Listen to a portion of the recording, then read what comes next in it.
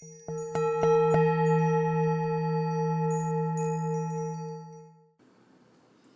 everyone, Satnam. My name's Elise and you're watching Satnam Spirituality. Thank you so much for joining me today. This is your Aries full moon collective reading. We're halfway through the month of October, heading into Scorpio season soon.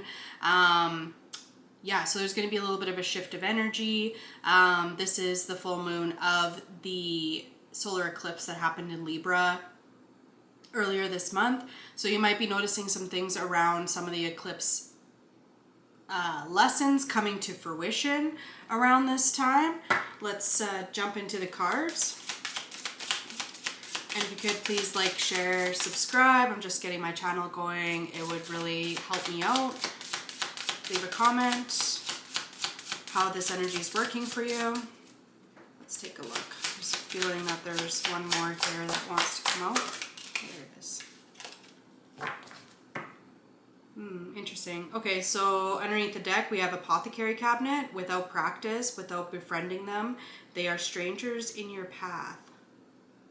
So it's like connecting in with your spirituality and an encouragement to connect in with that part of yourself, get to know yourself in that space. Like I'm seeing it as like the different elements of you and how the different elements of yourself connect in with your spirituality. So like your career, things in your personal life, your family, your friends, how all of that spiritually fulfills you.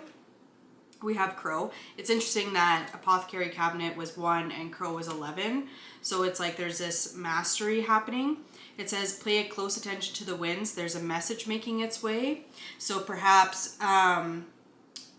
around the time of the full moon here, usually within like the 3 days before, 3 days after. So around this time, there might be a message that's coming through for you. We have pumpkin spice and apple cider. Nothing is more nostalgic than the joy of belonging in your presence. So it's like there's this feeling of like coming home. We also have Toad, observe for those who watch, see all. It sounds like you're in a very restful state. There's no cards coming out at all at this point in time around taking action. And so it feels like there's a big return within ourselves, maybe just to kind of process some of the energy that came up during the eclipse season. And it sounds like there's more coming through, especially like Pluto is now direct and will be leaving Capricorn for the final time. Right now the astrology isn't there's a lot of friction and tension in the air, and so you might be seeing some of that energy coming through, but definitely with this, like there's a message around that, and around this message it's like play. So maybe there's a call to like not take everything so seriously. You also have Dare to Dream and the Sage. And so maybe just coming back to this like childlike enthusiasm within yourself, ancestors, connecting in with your roots, and just approaching things from that point of view is like ultimately, if that's your ultimate goal in life, is to approach things from that space or that mentality around being curious and really wondering and allowing for spirit to come through for you. It's like there's like a pressure. I just feel like this pressure lifting off. Okay, not those ones. Let's do these ones.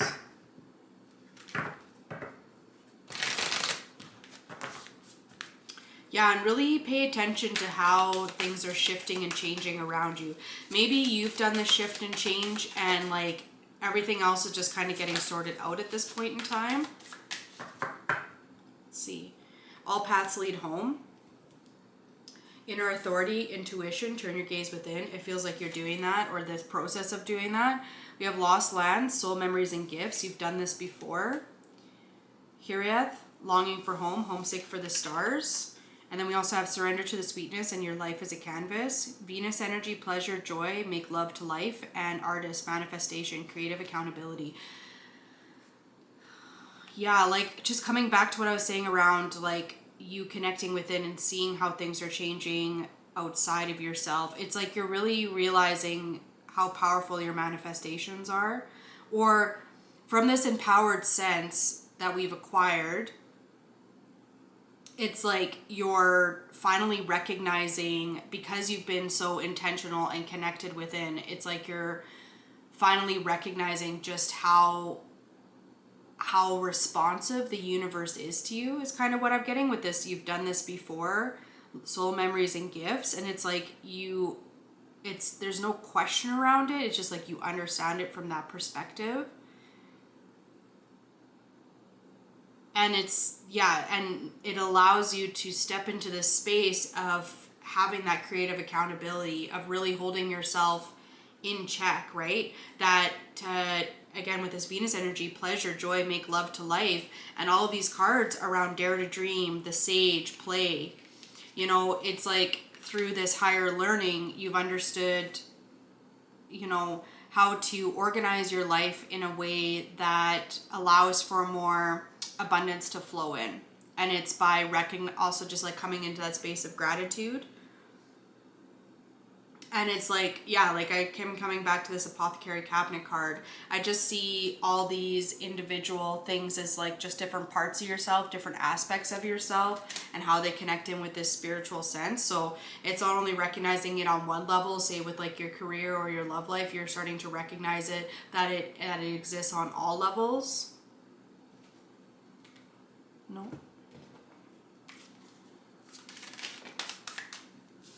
See what we have here.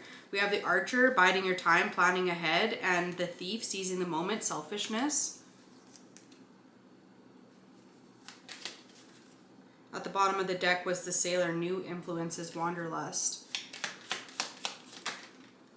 We also have the Musician, inspiration, gratitude, and the Botanist, which is parenthood, legacy.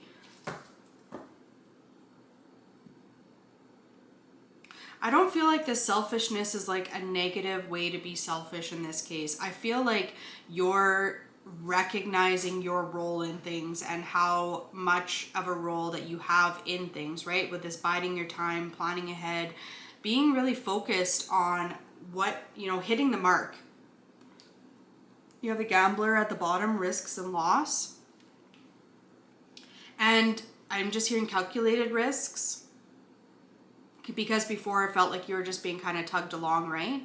And then you have this like inspiration and this gratitude by having this attunement with your higher self. And it's like this legacy that you're leaving, you're really recognizing also like that it's just like you are seeing how your life is just like fully entwined with everything, and you're making a choice to move forward in a space of pleasure and joy and enthusiasm and curiosity for life, instead of feeling like you're like forced along a certain path. Overall, that's what it feels like. Let's see some messages from your higher self.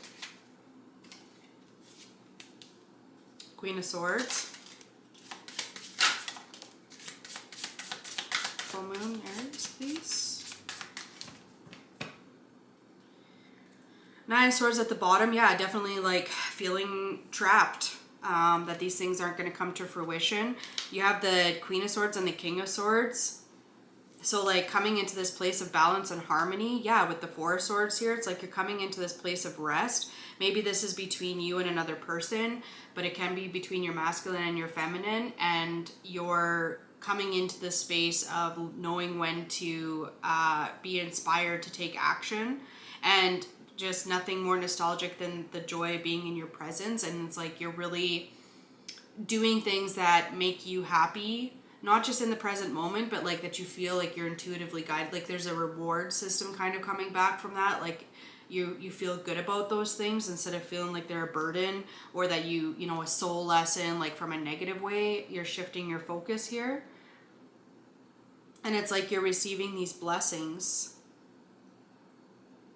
And it's like there's this feeling of protection around you and this mental clarity, like I'm just seeing on this Queen of Swords, she's wearing this like lunar mask, and there's also these stags with her.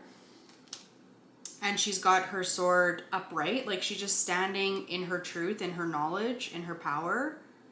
And just like this strength and stability around. Okay, let's see what else. Seven of Wands. Something that you took the higher ground on. You know, maybe this is like not reacting to things. Maybe this is just, yeah, taking the higher ground. And we have the Wheel of Fortune and the Ten of Cups. And it's like, this is, you know, aligning you with your emotional abundance. You know, and you're making the conscious decision to not participate in those negative activities anymore. Let's see what's incoming.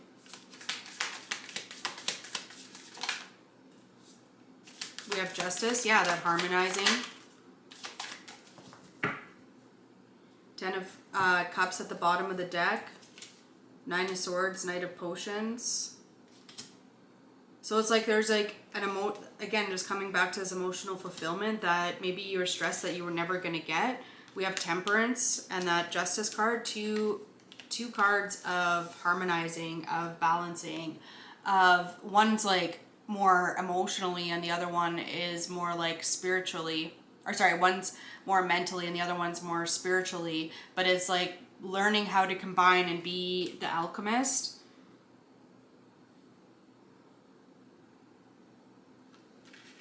Definitely just this inner harmony, especially you have the Three of Cups here. And so there's a feeling of abundance incoming, like this feeling of emotional abundance. You have the Seven of Candles, which is a Seven of Wands, which we had up here before, and it's around you taking the higher ground. And the Ace of Candles, that leads you into a new like spiritual journey. Hang on.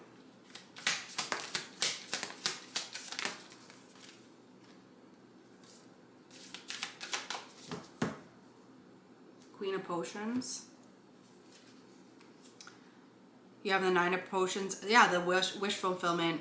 And maybe you've been having a hard time, and the Empress here, maybe you've been having a hard time coming into that feminine energy of actually being able to rest. And it's like this wish fulfillment of that no longer being work for you.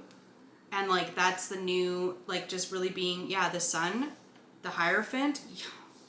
Let's see what else we have.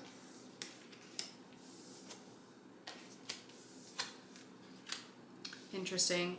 So we have the Four of Swords, we have the Seven of Swords, the Hermit, and the Tower.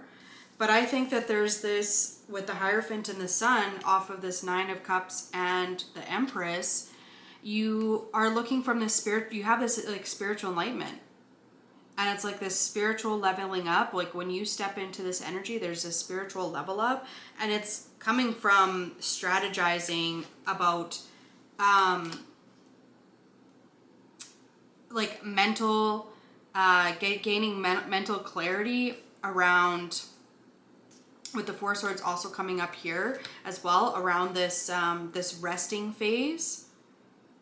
And with the Hermit and the Tower here, it's like this period of introspection that you've had has resulted in a big shakeup of energy around you, and for the better. And like this could be tied to the Mars retrograde we're currently in the midst of experiencing, not full retrograde yet. But yeah, like you're coming into this Empress energy and like the surrender to the sweetness, you know, observing. It's just like, yeah, you're learning how to receive. Okay, let's see what we have for some final messages here. So just really trust and surrender to that energy, and just have, you know, focusing in on having fun with life. All right, you have Peaceful Fox, recharge, take time out from life's demand, rest, refresh, and restore, 100%. It's not time necessarily to take action. You have a Twist of Snakes, renewal, shed your old skin and embrace change, it's waiting for you. So just another confirmation there. You have Questing Wolves, leadership, if you know where you're going, don't be surprised if others follow. And that doesn't mean that you have all the life's answers. You also have Rabbit Companions, love grows trust. Grow your self-love and watch your self-trust grow too. And maybe that's kind of the key to the whole entire thing, is like trusting yourself. Not necessarily learning how to love yourself, but really trusting yourself in this energy. You know, connecting back in with that sacred sexual energy, of that feminine energy in the Sage here, right? Daring to dream. and trusting that it'll come through in that way, and like getting rid of that self-sabotaging belief that it could never happen to me. So I need to like imagine something more realistic. Like, let yourself kind of get carried away with it. Why not? All right, everyone. Thank you so much for joining me today. That is your reading for the Aries full moon, Sat Nam, and I'll see you in the next one.